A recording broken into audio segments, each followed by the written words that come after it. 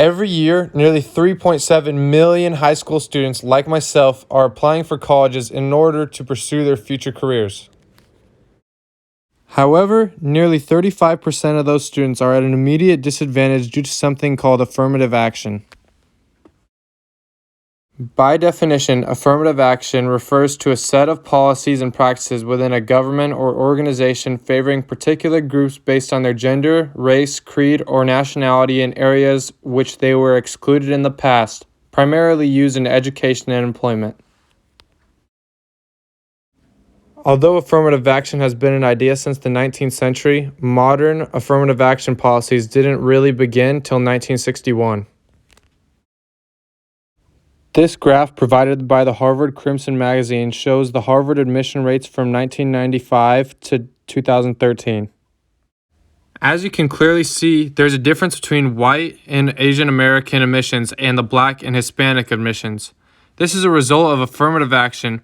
Although black and Hispanic SAT scores were lower on average, they have a higher admission rate. National Affairs wrote an article about the affirmative action policies at the University of Texas. The article states that after affirmative action policies were implemented, the percentage of minority representation in the student body rose to 25%.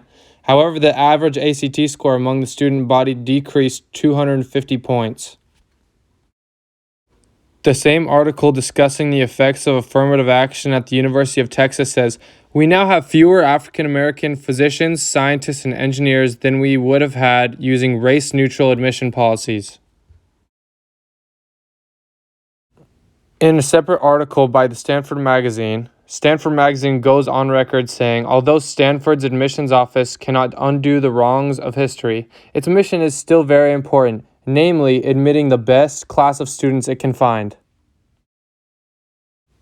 In the same article, the Stanford magazine says, the average SAT disparity between Stanford's African American and white admittees reached 171 points in 1992.